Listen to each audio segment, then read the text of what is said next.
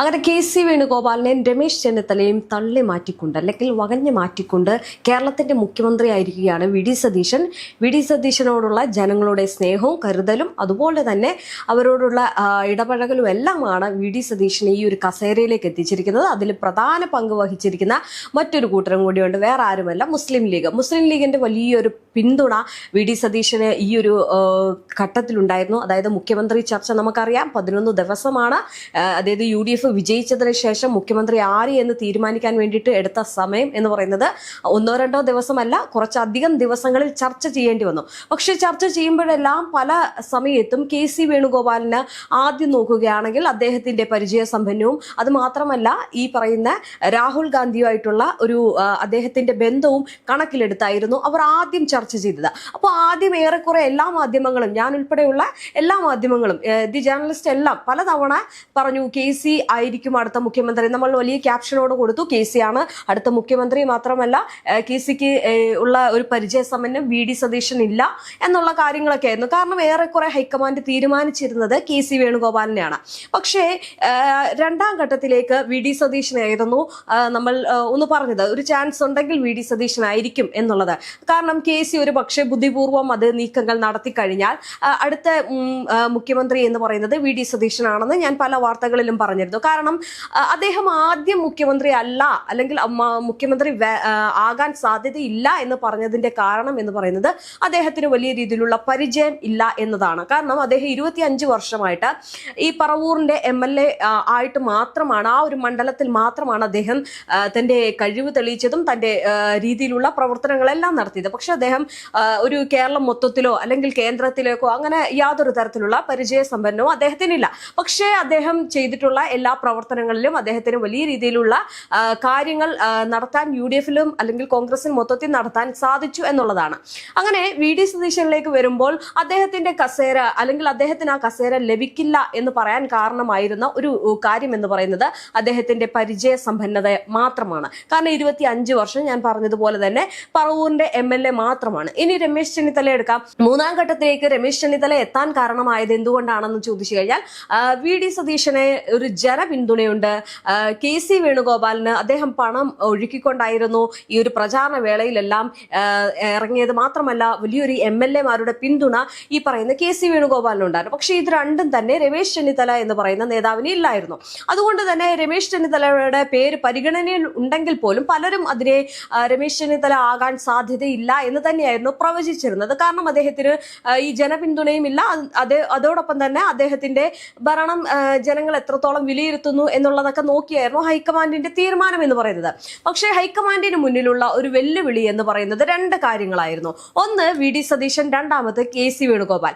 ഈ കെ.സി. വേണുഗോപാലിന്റെ കാര്യം ഞാൻ നേരത്തെ പറയുകയാണെങ്കിൽ കേന്ദ്രത്തിൽ രാഹുൽ ഗാന്ധി കഴിഞ്ഞാൽ പിന്നീടുള്ള തീരുമാനം എടുക്കുന്നത് അല്ലെങ്കിൽ തീരുമാനമെടുക്കാൻ ഏറ്റവും അനുയോജ്യനായിട്ടുള്ള ഒരു വ്യക്തി എന്ന് പറയുന്നത് കെ.സി. വേണുഗോപാലാണ്. പിന്നെ അദ്ദേഹത്തിന് കേന്ദ്രവും അതുപോലെ തന്നെ കേരളത്തിലെ MLA-മാരുമായിട്ടുള്ള ഇടപെടലുകൾ, അതുപോലെ തന്നെ ഈ പ്രചാരണ വേളയിൽ അദ്ദേഹം നടത്തിയ നിർണായക നീക്കങ്ങൾ, ഈ പറയുന്നത് പോലെ തന്നെ പണമില്ലാത്തതിന്റെ പേരിൽ ഒരു സമയത്ത് ഈ പറയുന്ന UDFിലെ പല സ്ഥാനാർത്ഥികളും തോറ്റിരുന്നു. പക്ഷെ ഇത്തവണ അങ്ങനെയല്ല കാര്യങ്ങൾ. നല്ല രീതിയിൽ പണം ഇറക്കിക്കൊണ്ട് തന്നെയായിരുന്നു കോൺഗ്രസിന്റെ അല്ലെങ്കിൽ ഈ കെ.സി. വേണുഗോപാലിന്റെ നീക്കം എന്ന് പറയുന്നത്. ഇതെല്ലാം കണക്കിലെടുത്തായിരുന്നു ഹൈക്കമാൻഡ് കെ.സിയെ മുൻനിർത്തിയത്. ഇനി രണ്ടാമതേക്ക് വരുമ്പോഴത്തേക്കും ഈ ഹൈക്കമാൻഡിന് ഒരു വെല്ലുവിളി ഉണ്ടായി. എന്താണെന്ന് ചോദിച്ചു കഴിഞ്ഞാൽ കേരളത്തിലെ ജനം ഒന്നടങ്കം പറയുന്നത് വി ഡി സതീശന്റെ പേരാണ്. ഇനി വി ഡി സതീശൻ മുഖ്യമന്ത്രി ആകണമെന്ന് പറഞ്ഞ് ഈ തെരുവുകളിലേക്ക് ഇറങ്ങുന്നു, പ്രചാരണങ്ങൾ നടത്തുന്നു, വലിയ രീതിയിലുള്ള കാര്യങ്ങളൊക്കെ നടത്തുന്നു. അത് മാത്രമല്ല ഫ്ലെക്സ് ബോർഡുകൾ വി ഡി സതീശൻ മുഖ്യമന്ത്രി എന്ന് പറഞ്ഞ് പല സ്ഥലങ്ങളിലും പ്രത്യക്ഷപ്പെടുന്നു. അങ്ങനെ ഒരു ജനവികാരം വി ഡി സതീശനിലേക്ക് ഉണ്ടായിരുന്നു. അത് ഹൈക്കമാൻഡ് നോക്കി കാണുന്നുണ്ടായിരുന്നു. കാരണം കേരളത്തിൽ ജനങ്ങളാണ്, അവരെ ആര് ഭരിക്കണം എന്ന് തീരുമാനിക്കുന്നത് അവരാണ്. മാത്രമല്ല MLA-മാരുടെ തീരുമാനമാണ് ആരാകണം മുഖ്യമന്ത്രി എന്നുള്ള കാര്യമെങ്കിൽ പോലും അത്തരം കീഴ്വഴക്കങ്ങളൊക്കെ മാറി ജനങ്ങളുടെ നിർദ്ദേശപ്രകാരം അല്ലെങ്കിൽ ജനങ്ങൾ അതിനെ എങ്ങനെ കാണുന്നു, കോൺഗ്രസ്സുകാർ അതിനെ എങ്ങനെ കാണുന്നു, ഇനി തമ്മിത്തല്ല് ഉണ്ടാകാൻ പാടില്ല എന്നുള്ള കാര്യങ്ങളൊക്കെ മുൻനിർത്തിക്കൊണ്ട് ഈ പറയുന്ന ഹൈക്കമാൻഡ് അതിനെ അനുകൂലിക്കുന്ന ഒരു സംഭവം. അതായത് വി ഡി സതീശൻ ഇനി അടുത്ത മുഖ്യമന്ത്രി പദവിയിലേക്ക് എത്തണമെന്നുള്ളൊരു രീതിയിലേക്ക് കാര്യങ്ങൾ വരുമ്പോഴും ഈ കെ.സി. തന്നെയായിരുന്നു മുന്നിൽ. എന്നാൽ അവിടെ ഒരു സംശയം, ഇനി കെ.സി. വേണോ അല്ലെങ്കിൽ വി ഡി വേണോ എന്നൊരു സംശയം നിലനിൽക്കുമ്പോഴും അല്ലെങ്കിൽ ഒരു ചെറിയ വെല്ലുവിളി ഉള്ളപ്പോഴും അവിടെ ആ ജനങ്ങൾക്കൊപ്പം രണ്ടാമത് നിർണായകമായിട്ടുള്ള, അതായത് വി ഡി സതീശന് ഏറ്റവും കൂടുതൽ നിർണായകമായ ഒരു ഘട്ടം എന്ന് പറയുന്നത് മുസ്ലിം ലീഗാണ്. അതായത് മുസ്ലിം ലീഗിന്റെ വലിയൊരു പിന്തുണ വി ഡി സതീശന്റെ ഒരു മുഖ്യമന്ത്രി പദവിയിലേക്ക് ഏറ്റവും കൂടുതൽ നിർണായകമായി അല്ലെങ്കിൽ സഹായിച്ചു എന്ന് പറയാം. ഇനി മുഖ്യമന്ത്രി പദവിയിലേക്ക് K C. Venugopal, Ramesh Chennithala, V D Satheesan എന്നിവർ അവകാശവാദം ഉന്നയിച്ചതോടെയാണ് കാര്യങ്ങൾ വീണ്ടും സങ്കീർണമായത്. കോൺഗ്രസ് MLA-മാരിൽ ഭൂരിഭാഗവും കെ.സി. വേണുഗോപാലിന് ആണ് ആദ്യം തൊട്ടേ പിന്തുണച്ചിരുന്നത്. അങ്ങനെയായിരുന്നു പുറത്തു വന്ന വാർത്തകളും ഹൈക്കമാൻഡും പറഞ്ഞിരുന്നു. ഇതിൽ 34 MLA-മാർ ഈ പറയുന്ന കെ.സി. ആണ് പിന്തുണച്ചിട്ടുള്ളത്. മാത്രമല്ല ചരിത്രപരമായിട്ടുള്ളൊരു സംഭവമാണ്, ഇത്രയേറെ MLA-മാർ ഒരാളെ പിന്തുണയ്ക്കുന്നത് ആദ്യമായിട്ടാണ് എന്ന് പറഞ്ഞു. ആ സ്ഥലത്താണ് ഏറ്റവും കൂടുതൽ ഒരു വെല്ലുവിളി, ഒരു ടൈറ്റിംഗ് നടക്കുന്നത്, അല്ലെങ്കിൽ ഒരു സർപ്രൈസ് അല്ലെങ്കിൽ ഒരു ട്വിസ്റ്റ് വരുമെന്ന് ആളുകൾ പ്രതീക്ഷിക്കുന്നത്. പക്ഷേ ഈ MLA-മാരുടെ പിന്തുണയുണ്ടെങ്കിലും ജനങ്ങൾ അതിനെ നോക്കിക്കണ്ടത് വേറെ രീതിയിലാണ്. കാരണം അവർക്കൊപ്പം ഈ പുതുയുഗ യാത്ര ഉൾപ്പെടെ ചെയ്തു. മുസ്ലിം സഹോദരങ്ങളോട് അല്ലെങ്കിൽ മുസ്ലിം ലീഗിലെ ആളുകളോട്, ശിഹാബ് തങ്ങളോടൊക്കെ ഈ വി ഡി സതീശൻ കാണിക്കുന്ന അവരുമായിട്ടുള്ള ഇടപെടലുകൾ അല്ലെങ്കിൽ അവരുമായിട്ടുള്ള കാര്യങ്ങളൊക്കെ വലിയ രീതിയിൽ തന്നെ വി ഡി സതീശൻ, മുഖ്യമന്ത്രി വി ഡി സതീശന് ഗുണം ചെയ്തു എന്നുള്ളതാണ്. അപ്പോൾ ആ ഒരു നീക്കം വലിയ രീതിയിൽ തന്നെ നടന്നു. അതുകൊണ്ട് തന്നെ മുസ്ലിം ലീഗ് വന്നപ്പോഴത്തേക്കും ഏറ്റവും കൂടുതൽ ഒരു നിർണായക നീക്കങ്ങളിലേക്ക് ഹൈക്കമാൻഡിന് കടക്കേണ്ടി വന്നു. അതായത് ഹൈക്കമാൻഡിന്റെ കീഴ്വഴക്കങ്ങളെ മാറ്റി നിർത്തിക്കൊണ്ട് അവിടെ മുസ്ലിം ലീഗ് പറയേണ്ടത് ഒരുപക്ഷെ ഹൈക്കമാൻഡിന് അനുസരിക്കേണ്ടി വന്നു എന്നുള്ളതാണ്. നമുക്കറിയാം, പലതവണ ചർച്ചകൾ നടന്നു, പലതവണ ചർച്ചകൾക്ക് വേണ്ടി ശിഹാബ് തങ്ങളെയൊക്കെ നേരിട്ട് വിളിച്ചു എന്നുള്ള കാര്യങ്ങളൊക്കെ അവർ തന്നെ പറഞ്ഞിരുന്നു. ഹൈക്കമാൻഡ് അവരെ സംസാരിക്കാൻ ചെന്നിരുന്നു, അവരുമായിട്ടുള്ള ചർച്ചകളൊക്കെ നടത്തി. ആ ചർച്ചകൾ നടത്തുമ്പോഴും ഈ പറയുന്ന മുസ്ലിം ലീഗിന്റെ ഭാഗത്ത് നിന്ന് എപ്പോഴും വി ഡി സതീശൻ എന്ന പേര് മാത്രമായിരുന്നു ഉണ്ടായിരുന്നത്. അതായത് മുഖ്യമന്ത്രി ചർച്ചയിൽ ജനവികാരം മാനിക്കണമെന്നായിരുന്നു മുസ്ലിം ലീഗ് ആദ്യം പറഞ്ഞ, അതായത് പാണക്കാട് സാദിഖ് അലി ശിഹാബ് തങ്ങൾ പറഞ്ഞ ആദ്യ പ്രതികരണം എന്ന് പറയുന്നത് ഞങ്ങളുടെ ജനങ്ങളെ, കേരളത്തിലെ ജനങ്ങളെ മാനിക്കണം, അവർ പറയുന്നത് കേൾക്കണം എന്നതായിരുന്നു മുസ്ലിം ലീഗിന്റെ നേതാവ് പറഞ്ഞത്.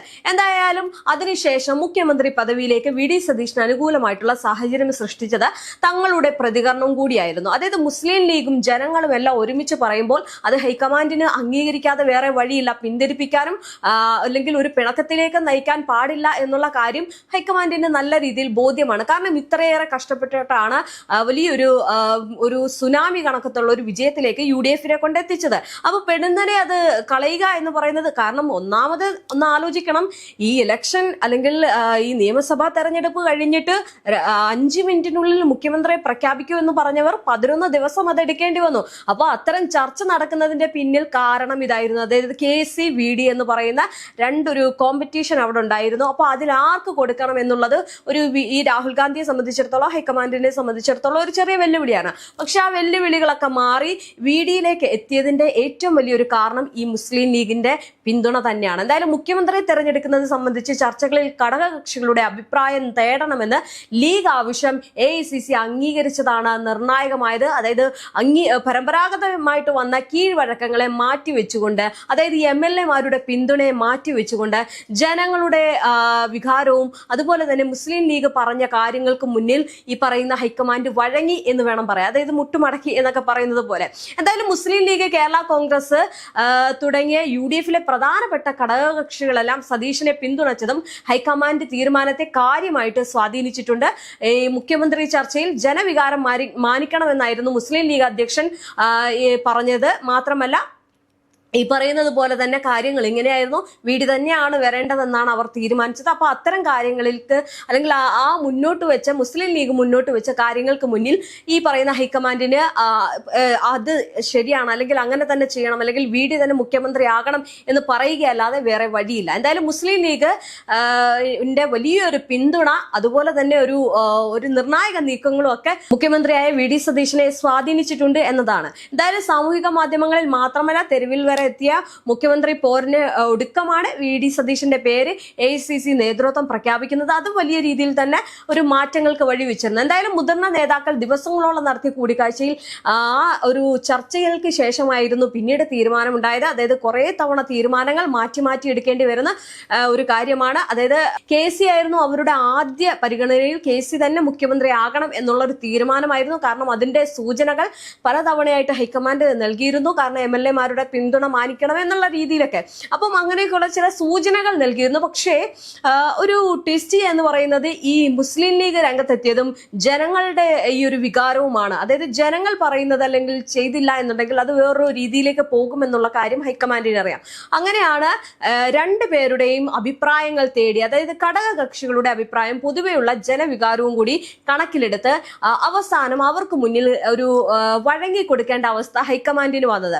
എന്തായാലും ഉമ്മൻചാണ്ടിക്ക് ശേഷം കോൺഗ്രസ് മുഖ്യമന്ത്രിയായിട്ട് വി.ഡി. സതീശൻ എത്തുമ്പോൾ പ്രതീക്ഷകൾ ഏറെയാണ്.